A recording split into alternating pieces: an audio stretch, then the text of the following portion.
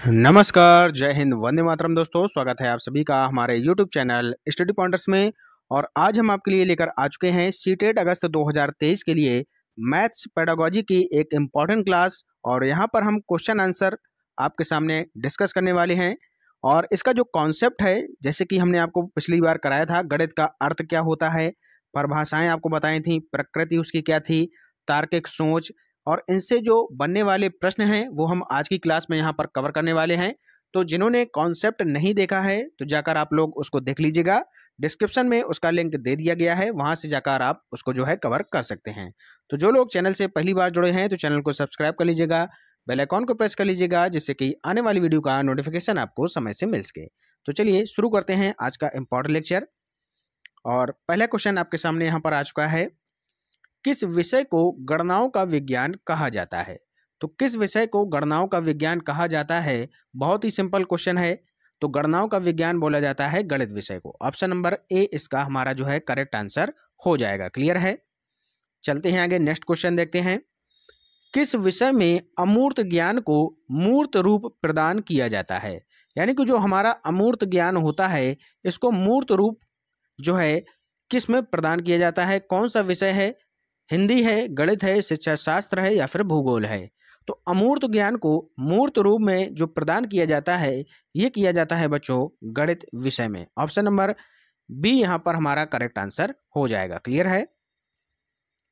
अगला प्रश्न है आपके सामने, गणित सभी विज्ञानों का द्वार एवं कुंजी है, यह कथन किसके द्वारा बोला गया है। तो हमने आपको पिछली क्लास में बताया था कि गणित जो है वो सभी विज्ञानों का द्वार या कुंजी है, और ये कथन जो है ये बोला गया था किसके द्वारा, रोजर बेकन जी के द्वारा। रोजर बेकन इसका राइट आंसर हो जाएगा। इंपॉर्टेंट क्वेश्चन है, याद रखिएगा सभी लोग। जो गणित है ये सभी विज्ञानों का द्वार है एवं कुंजी है, ये किसने कहा है, तो ये कहा है रोजर बेकन ने। ठीक है। अगला प्रश्न है आपके सामने, निम्नलिखित में से किस कार्य में गणित उपयोगी नहीं है। तो नहीं को बहुत ही ध्यान से पढ़ना है क्वेश्चन। तो यहाँ पर पूछा गया है कि किस कार्य में गणित जो है वो उपयोगी नहीं है, ये आपसे पूछा गया है। शारीरिक विकास में, मानसिक विकास में, भौतिक विकास में या फिर दार्शनिक विकास में। तो शारीरिक विकास में योगदान होता है, बिल्कुल सही बात है। मानसिक विकास बिल्कुल होता है क्योंकि तार्किक चिंतन करता है बच्चा। भौतिक विकास में भी होता है लेकिन दार्शनिक विकास में नहीं होता है। ठीक है। तो इसका उपयोग कहाँ नहीं होता है, दार्शनिक विकास में नहीं होता है। क्लियर है। अगला प्रश्न आपके सामने है, गणित के अध्ययन से एक बच्चे में किस गुण का विकास होता है। गणित के अध्ययन से एक बच्चे में किस गुण का विकास होता है ये आपको बताना है।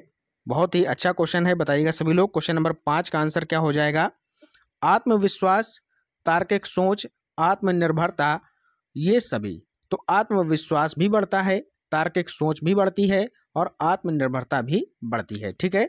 तो ये सभी ऑल करेक्ट आपके यहाँ पर राइट आंसर हो जाएंगे, यानी कि ऑप्शन नंबर डी हमारा यहाँ पर सही उत्तर हो जाएगा। क्लियर है। अगला प्रश्न आपके सामने है, क्वेश्चन नंबर 6, प्राथमिक स्तर पर गणित का क्या महत्व है। तो गणित का महत्व के बारे में यहाँ पर पूछा गया है कि गणित का क्या महत्व है, मानसिक, सामाजिक, सांस्कृतिक या फिर धार्मिक। तो बहुत ही सिंपल है, मानसिक यहाँ पर आपका राइट आंसर हो जाएगा। ठीक है। ऑप्शन नंबर ए यहाँ पर करेक्ट आंसर हो जाएगा। नेक्स्ट क्वेश्चन, गणित के ज्ञान का उपयोग किन विषयों के अध्ययन में किया जाता है।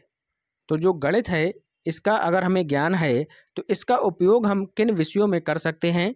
तो भौतिक विज्ञान में कर सकते हैं, बिल्कुल सही है। रसायन विज्ञान में, जीव विज्ञान में, यानी कि ऑल करेक्ट, ये सभी हमारा राइट आंसर हो जाएगा। क्लियर है। बहुत ही सिंपल क्वेश्चन है, सभी को आ गया होगा।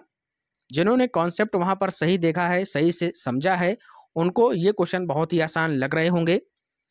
अगला प्रश्न है कि तर्क शक्ति, स्मरण की शक्ति, अन्वेषण शक्ति, विश्लेषण की क्षमता बढ़ाने वाला विषय कौन सा है। तो ये विषय कौन सा होता है, ये विषय है आपका गणित विषय। ऑप्शन नंबर ए हमारा करेक्ट आंसर हो जाएगा। क्लियर है। अगला प्रश्न है कि गणितीय भाषा का स्वरूप होता है। तो गणितीय भाषा का जो स्वरूप है ये कैसा होता है ये आपको बताना है। तो गणितीय भाषा का जो स्वरूप है वो पृथक भाषा के रूप में होता है। ऑप्शन नंबर सी हमारा यहाँ पर राइट आंसर हो जाएगा। क्लियर।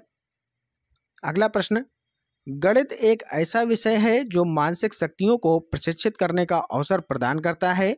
एक सुषुप्त आत्मा में चेतना एवं नवीन जागृत उत्पन्न करने का कौशल गणित ही प्रदान कर सकता है। यह कथन किसके द्वारा बोला गया है? तो ये जो कथन है ये बच्चों बोला गया है किसके द्वारा? प्लेटो के द्वारा। ऑप्शन नंबर सी, प्लेटो के द्वारा बोला गया है। ठीक है, बहुत ही इंपॉर्टेंट क्वेश्चन है, याद रखिएगा सभी लोग। अगला प्रश्न है कि गणित सभ्यता और संस्कृति का दर्पण है। यह कथन किसने कहा है? गणित जो है ये सभ्यता और संस्कृति का दर्पण है। ये कथन किसके द्वारा बोला गया है आपको बताना है। तो ये कथन बोला गया है हॉगबेन के द्वारा। हॉगबेन आपका इसका राइट आंसर हो जाएगा। क्लियर है? आगे चलते हैं, नेक्स्ट क्वेश्चन देखते हैं। निम्नलिखित में से कौन सा गणित के शिक्षण एवं अधिगम की प्रक्रिया से संबंधित नहीं है? तो कौन सा गणितीय जो अधिगम प्रक्रिया है उससे संबंधित नहीं है? आत्मनिर्भरता होता है, अन्वेषण शक्ति ये भी होता है, लेकिन रटकर याद करना, गणित में कोई ऐसी चीज नहीं है जिसको हम रटकर याद कर सकें। ठीक है, तो आपका राइट आंसर हो जाएगा option number C will be your right answer. ठीक है, एकाग्रता बिल्कुल होती है। चलते हैं आगे, नेक्स्ट क्वेश्चन देखते हैं। गणित की शिक्षा का मुख्य उद्देश्य है। तो गणित की शिक्षा का मुख्य उद्देश्य क्या है ये आपको बताना है। ज्यामिति के प्रमेयों एवं उनके प्रमाणों को स्वतंत्र रूप से सृजन करना, उपयोगी क्षमताओं को विकसित करना, विद्यार्थियों को गणित समझने में सहायता करना, या फिर बच्चों की गणितीय प्रतिभाओं का विकास करना। तो ऑप्शन नंबर डी, बच्चों की गणितीय प्रतिभाओं का विकास करना ही गणित शिक्षा का जो है प्रमुख उद्देश्य माना जाता है। क्लियर है? अगला क्वेश्चन, प्राथमिक स्तर पर गणित की पहेलियां मदद करती हैं। तो गणित की पहेलियां किसमें मदद करती हैं बताना है आपको। तो ये मदद करती हैं समस्या समझाने के कौशलों को प्रोत्साहित करने में। समस्या समझाने के कौशलों को प्रोत्साहित करने में यानी कि मोटिवेट करने में। तो ऑप्शन नंबर सी हमारा यहाँ पर राइट आंसर हो जाएगा। एक बात यहाँ पर आपको ध्यान रखनी है, अगर यहाँ पर हतोत्साहित दिया होता तो ये आपका रॉन्ग आंसर हो जाता। ठीक है, हतोत्साहित क्या होता है? नेगेटिविटी को दर्शाता है, ये आप लोग याद रखिएगा। अगला प्रश्न है और ये है हमारी क्लास का अंतिम प्रश्न। कोमल के पास अच्छी गणितीय तर्कणा है, इसलिए इसके पास होगी, इसलिए इनके पास होगी, क्या होगी ये आपको बताना है। कौन सी क्षमता होगी बताइएगा। क्वेश्चन नंबर 15 का राइट आंसर क्या हो जाएगा?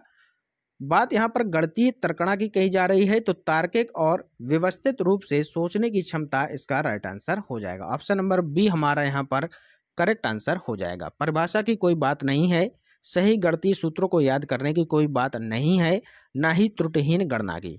तो इसलिए तार्किक और व्यवस्थित रूप से सोचने की क्षमता यहाँ पर इसके पास होगी। ठीक है, क्लियर है? तो ये थे आज के टॉप 15 प्रश्न जो कि हमने पिछला जो हमने आपको कॉन्सेप्ट क्लियर कराया था उससे रिलेटेड थे। तो वीडियो आपको कैसा लगा जरूर हमें कमेंट बॉक्स में बताएं। मिलते हैं नेक्स्ट वीडियो में, तब तक के लिए goodbye, have a nice day. जय हिंद, जय भारत।